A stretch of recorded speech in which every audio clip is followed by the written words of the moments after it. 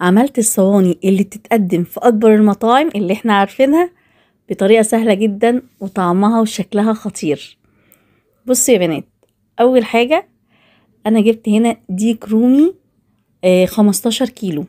طبعا انا عملته معاكم كتير جدا، بس انا هفضل وراكم لحد ما تعملوه احلى من بتاع الفنادق. اول حاجة انا غسلة الديك كويس جدا، وبعدين جبت بقى حاجة كبيرة كده، دي اللي لقيتها عند ماما عشان تشيل الديك كامل.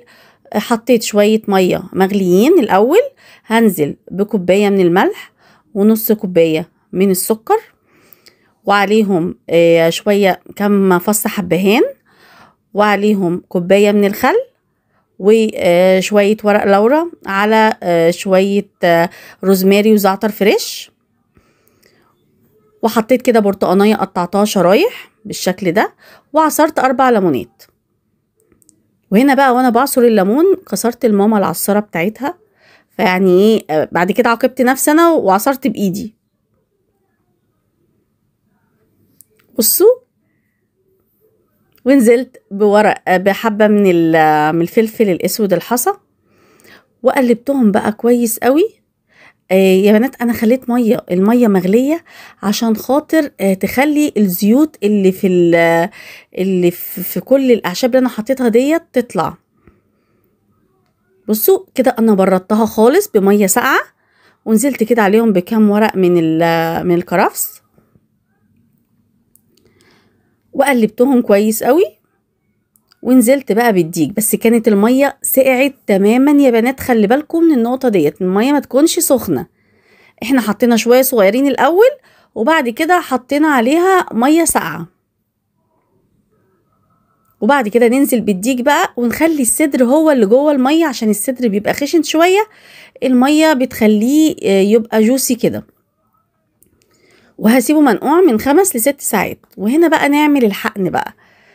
اول حاجة انا جبت عصير برتقانتين، ونزلت عليهم بمعلقتين كبار من الكاتشب، عليهم معلقتين كبار من العسل النحل يا بنات، وعليهم بمعلقة كبيرة من الملح، ورشة صغيرة يعني ربع معلقة صغيرة من الحبهان، ما تكتروش حبهان، ومعلقة صغيرة من الفلفل الاسود، ومعلقتين كبار من التوم الباودر، ومعلقتين كبار من البصل الباودر.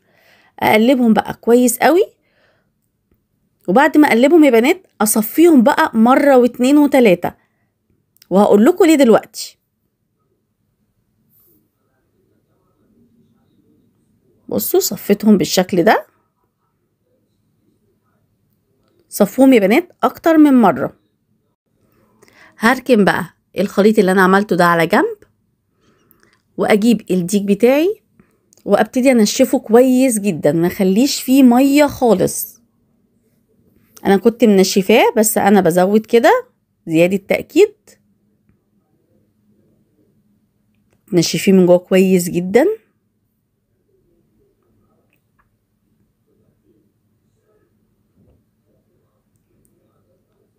انا هنا شلته من المحلول يا بنات، ما غسلتش ما شطفتوش، انا شلته من المحلول على طول وسبته خالص يتصفى، وبعدين نشفته.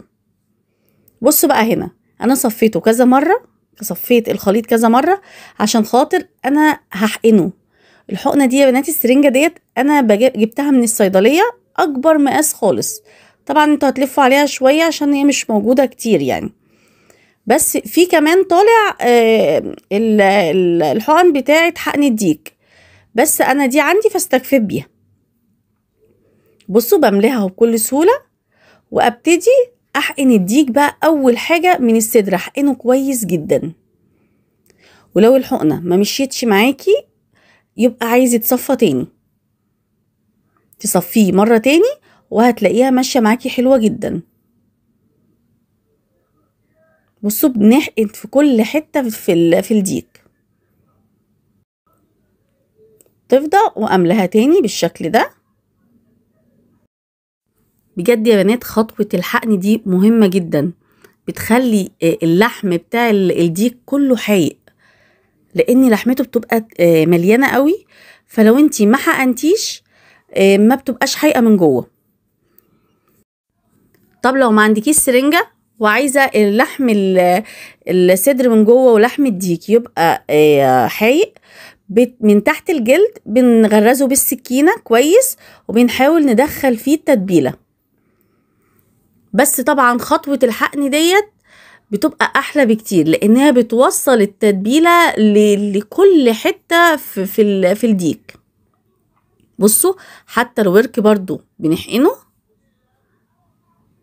والجناح بالشكل ده. بصوا كل حتة بتاكليها من الديك بتبقى شاربة من التتبيلة حلو جدا. حتى الظهر برضو هنتبله، هنحقنه بالشكل ده. بس كده. الخطوة دي يا بنات بنعملها قبلها بيوم، قبل ما تسوي الديك بيوم. بعد ما نخلص حقنه بنعمل له خلطة كده نتبله بيها. اول حاجة باقي التتبيلة، طبعا انا كنت حقنت الديك عشان كان كبير بالتتبيلة كلها، فعصرت برتقانتين وحطيت مكعب زبدة ونص كوباية من الزيت وكوباية كبيرة من الزبادي وبصلتين على 3 طماطميات على شوية روزماري وزعتر فريش، وحطيت ملح وفلفل، معلقة صغيرة، معلقة كبيرة من الملح ومعلقة كبيرة من الفلفل الأسود ومعلقتين من التوم البودر والبصل البودر والبابريكا. بس كده، أنا مش هحط له حاجة تاني. أول حاجة أنا حطيت أهو الخضار. بصوا الروزماري أنا باخد الأوراق بتاعته، حطيت الطماطم والبصل والروزماري والزعتر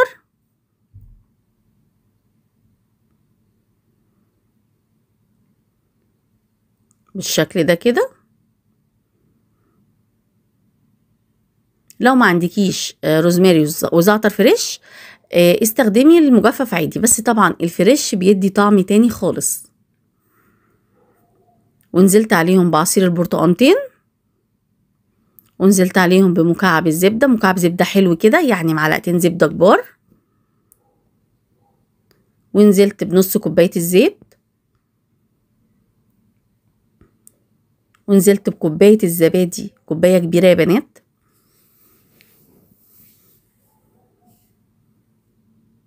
بالشكل ده. ونزلت عليهم بالملح والفلفل الأسود، معلقة كبيرة ومعلقة كبيرة. وطبعا بعد كده انتي بتدوقي الملح، بس ده ملحه كده تمام قوي. ومعلقتين كبار طبعا من كل حاجة، البصل بودر والثوم البودر والبابريكا. ضربتهم كويس قوي في الكبة بقى بالشكل ده. وابتدي بقى اتبل الديك بالخلطة دي من جوه ومن تحت الجلد ومن بره، حلو جدا.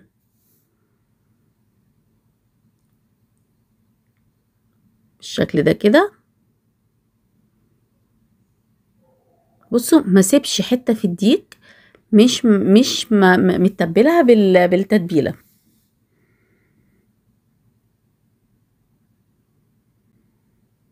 وباقي التتبيلة اخليها بقى على جنب عشان هنستخدمها تاني. بصوا انا كده دهنته كويس جدا، واغطيه بورق الفويل واحطه في التلاجة من بالليل لتاني يوم. وتعالوا بقى نجهز الكفتة. بصوا يا بنات، دول 2 كيلو من اللحمة المفرومة وفرمة معاهم حتة ليا، ونزلت عليهم ببصلتين كبار مفرومين وواخدة منهم المية بتاعتهم، وعليهم حزمة بقدونس كبيرة، وعليهم معلقة كبيرة من الملح، معلقة كبيرة من الفلفل الأسود، معلقة كبيرة من البابريكا، ورشة حلوة كده من جوز الطيب. لو حابة تستغني عن جوز الطيب براحتك، بس هي طبعا بتدي طعم حلو جدا. وهحط باكو من البيكنج باودر. بس كده، انا مش هحط لها اي حاجة تاني. اقلبها بقى كويس قوي بالشكل ده كده، وهغطيها بستريتش واسيبها في التلاجة لتاني يوم لما اجي استخدمها. انا شكلتها على عصيان الشيش وسويتها في الجريل، حطيت لها معلقة سمنة كده حلوة كبيرة وسويتها، وبعد كده بطفي فيها فحمية بتبقى كأنها مشوية على الفحم بالظبط، وكان طعمها خطير. تالت حاجة بقى هنعملها مع بعض هي الستيك. دي قطعية الانتركوت يا بنات. انا بجيبها من الجزار، بقول له انا عايزاها ستيك، بصوا اول حاجه انا شطفتها بس سريع سريع كده، انا لازم اشطفها، ما ينفعش ما اشطفهاش، طبعا ده براحتكم. وهنا بقى جبت بوله وهحضر لها بقى خلطه تحفه. حطيت ميه بصلايه حلوه كده، عليهم ميه طماطمايه كبيره،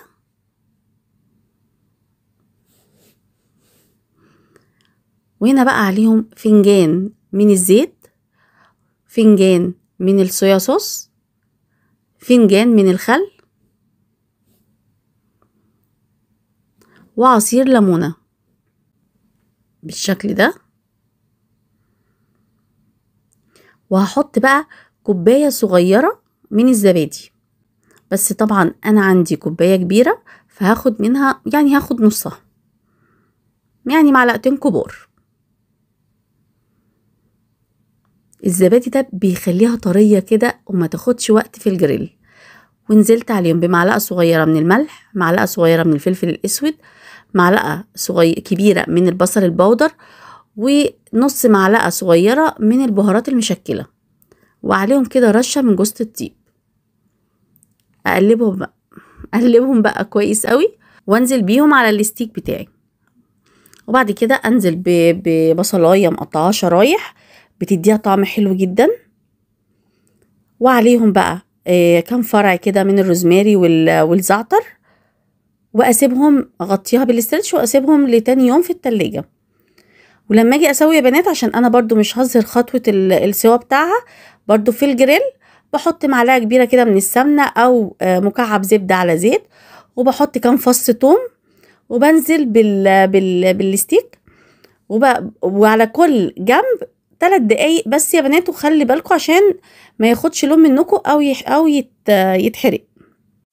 وهنا بقى كنا خلاص تاني يوم جبت بقى صينية حلوة كده تشيلي الديك، ونزلت بطاطس صغيرة او تقطعي بطاطس كبيرة، وكم برضو بصلاية صغيرة عايزة برضو تقطعي براحتك، وكم طماطماية، وكم فص توم، ونزلت برضو بجزرتين 3 متقطعين، وكان بقى ورقة فرع روزماري على زعتر على كرفس. واحط الديك بتاعي بقى بالشكل ده. وانا هنا كنت ربطت رجليه عشان ما يتفتحش مني. وفي قلب بطن الديك هنزل برضو ببصلتين او شوية بصل متقطعين، وشوية كرفس، وشوية روزماري وزعتر وجزراية، وادخلهم لجوه حلو كده. ونزلت ببرتقانايه، ومسكت كده ورقة فويل كده عملتها زي الكورة، وكتمت بيهم كل ده جوه الديك عشان يدي نكهة حلوة للديك من جوه. وهنا بقى بقية الخليط نزلت عليهم بفنجان من الصويا صوص، وقلبهم كويس، ودعكت بيه الديك كله بالشكل ده، حيقته حلوة قوي بيه. وبعد كده هدخله الفرن على اعلى درجة حرارة من غير ما اغطيه لمدة ساعة الا ربع، هياخد لون. وبعد كده نغطيه ونسيبه، ده الديك كبير فهيقعد معانا 5 ساعات ونص، وعلى اهدى درجة حرارة، على الهادي جدا. بس اهم حاجة تغطوه كويس جدا بالفويل. وهنا انا كنت عملت الصواني، عملت رز، وكنت عاملة ممبار، انا عملته معاكم كذا مرة، وقطعت الديك بالشكل ده، بس انا ملحقتش اصور كل ده فاستكفيت بالصور. وكده يبقى الفيديو بتاعنا خلص، يا رب يكون عجبكم، وبألف هنا.